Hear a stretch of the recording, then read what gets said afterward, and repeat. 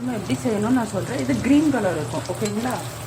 ஆனால் டேஸ்ட் ரொம்ப நல்லாயிருக்கும். எண்ணெய் ஊற்றுங்க, வெங்காயம் போடுங்க. நான் வந்து பட்டை, லவங்கம், இலைச்சி, லைட்டாக சாய்ஜீரா அது ஒன்று அரிசி அதில் போட்டுனேன், இஞ்சி போட்டேன், அதுக்கப்புறமா பூண்டு போட்டேன், பச்சை மிளகா போட்டேன், வெங்காயம் போட்டேன், அதுக்கப்புறமா பாருங்கள் காஜு போட்டேன். காஜு ஒரு 10-11 காஜு கிட்ட போட்டிருக்கேன்.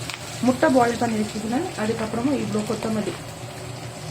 கொத்தமல்லி, ஓகேவா? கை ஃபுல்லாக கொத்தமல்லி.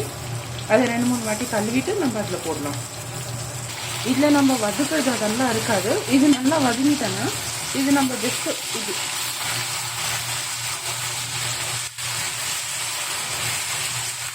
ஆல் ஃப்ரெண்ட்ஸ் முடிஞ்சிச்சு. ஆஃப் பண்ணிடுறேன். ஆஃப் பண்ணிட்டு நீங்கள் என்ன பண்ணுங்கன்னா கொஞ்சோண்டு நெய்யை ஊற்றுங்க. இதை அரிசி பேஸ்ட்டாக வச்சுக்கிட்டு நெய்யை ஊற்றிட்டு இந்த பேஸ்ட் அதில் போட்டு உப்பு மஞ்சத்தூள் அவ்வளோதான். நல்ல ஒரு கிரேவி ஆயில் மேலே வந்தோன்னா நீங்கள் வந்து முட்டையை போட்டுருங்க. அதில் முடிஞ்சிட்டு